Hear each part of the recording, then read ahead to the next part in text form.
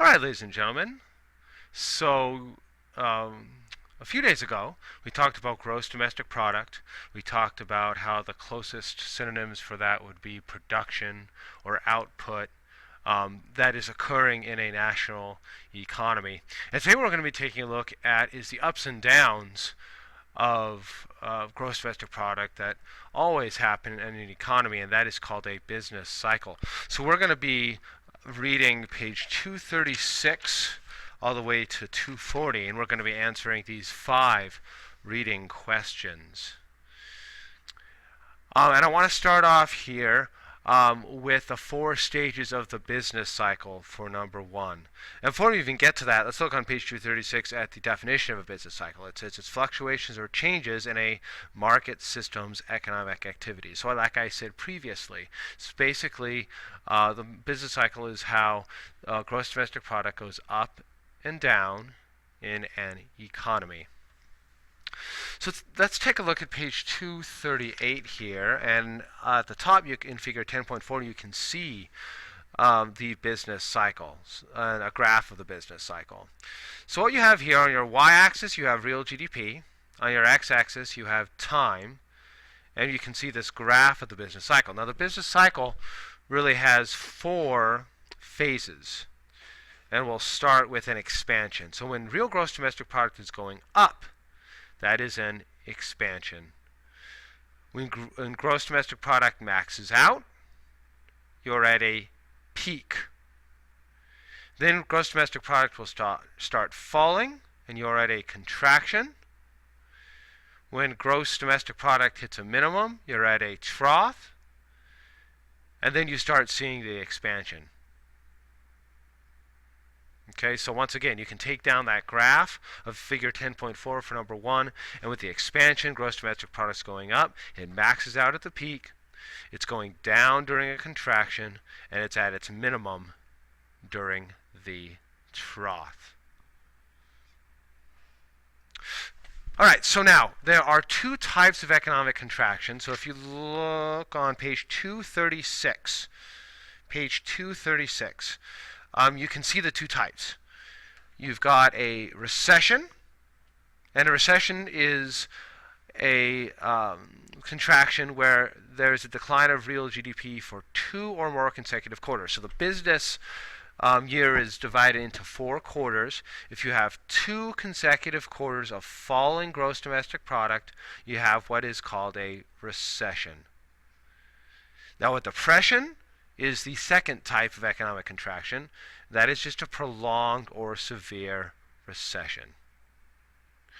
The best example of a depression being the Great Depression.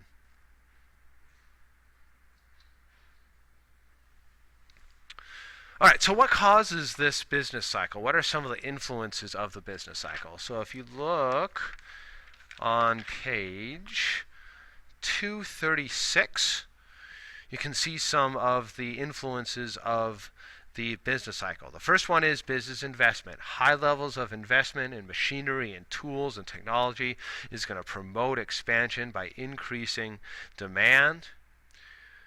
And that will, lots of business investment is generally going to lead to a expansion. Less investment is going to lead to a contraction.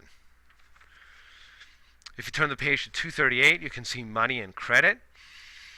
So the amount of money in circulation in an economy, the amount of credit, is really set by the Federal Reserve. They are our nation's central bank. We're going to talk about them more at a later time. But they control the money supply, the amount of credit, they control interest rates. When you have low interest rates, you're going to have people borrowing and investing, and that's going to promote expansion. High interest rates are generally going to promote contraction because it's more expensive to borrow and invest, so therefore people do not do it. You can also see public expectations. Okay, public expectations are another influence. If people think a recession, for example, is going to happen, they're probably going to save, they're not going to spend, and therefore you will have a contraction. So it's kind of a self-fulfilling prophecy there. Then finally you have external factors. So external factors would be things like wars oil shocks like we had in the 1970s where the price of gas skyrocketed. Those kind of external factors can lead to changes in the business cycle.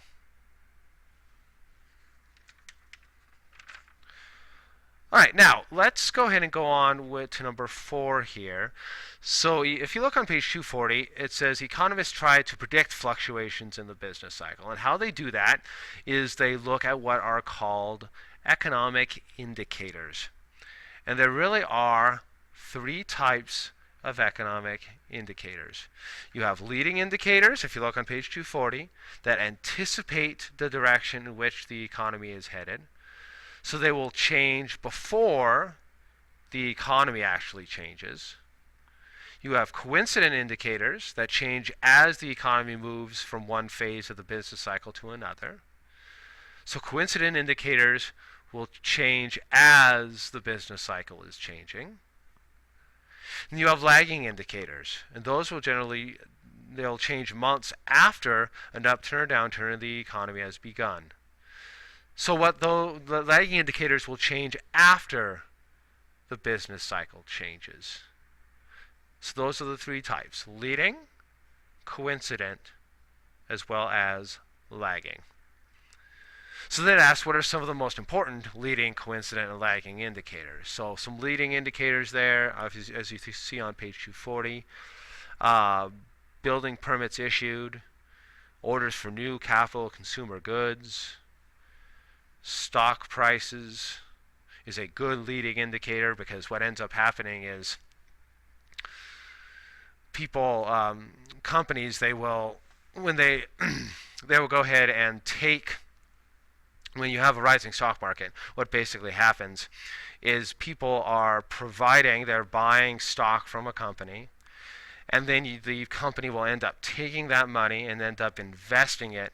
And when that happens, you start seeing the rise in the stock market. But it isn't till after these companies have the money from the stock sales that they start really investing and promoting economic growth and promoting expansion. Okay, example is coincident indicators. You have personal income, sales volume, industrial production levels. And then finally, lagging indicators.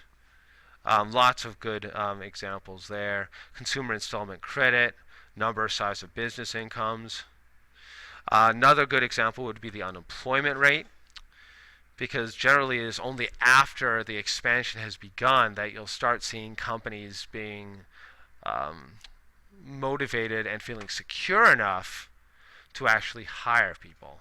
So therefore, the unemployment rate is going to change after the business cycles change, because at that point, after the business cycle has changed, you're going to see these businesses feel confident enough to hire. Okay? All right, so we're done with 1 through 5 there. I will take those tomorrow, and I look forward to seeing you then. Have a good one. Bye-bye.